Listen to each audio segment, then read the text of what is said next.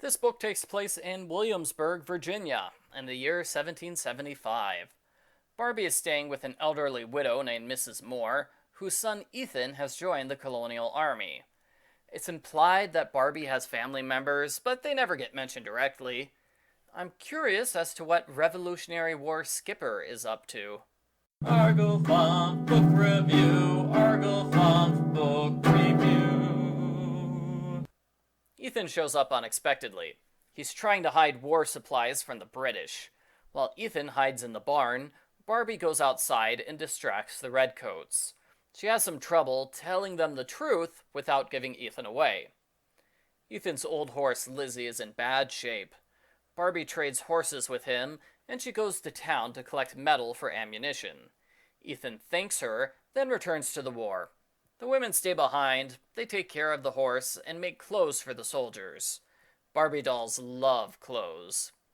Some months later, two men named Tom and Ken arrive. Barbie and Ken form an instant connection. They're both kind people who love horses and support the colonists.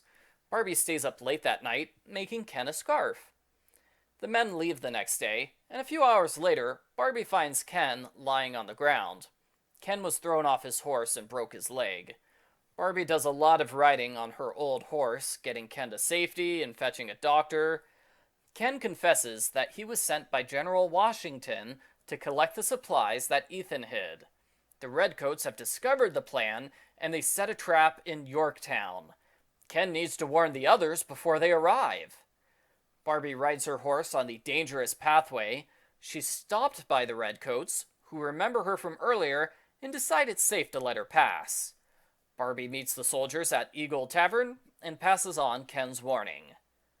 I'll be honest, I never thought Barbie would visit a tavern in one of her books.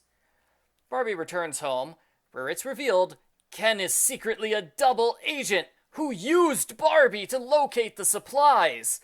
He sets them on fire while shouting, "Long live King George!" I'm joking, of course. Barbie returns home, where she has a nice Christmas with Mrs. Moore and Ken. They give each other fine presents, and Barbie even gets her original horse back. The end. Post-book follow-up. The photographs in this book are very good. It's a mixture of simpler colonial settings and dress, while having a great attention for small details. I thought the story was on the borderline between dull and purposely simplistic. A fair amount is Barbie and Mrs. Moore by themselves, and there's never any sense of danger, even though Barbie does dangerous things.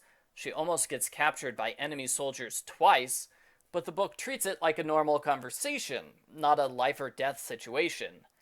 I definitely think the book would have been improved if it gave these situations the danger and suspense that they deserve. Instead, Barbie seems more worried about the horse than Ethan's life. I like the parts with Ken the best. I didn't care much for the other characters. Actually, I would say the British villain was more interesting than Mrs. Moore. Other parents like this story because of its historical and educational elements. Kids can read this book and learn what life was like during the American Revolutionary War. As I said, the book is purposely simplistic, so the educational material is fairly subtle compared to other historical fiction books for kids. I give Barbie a Ride for Freedom a sideways thumbs up.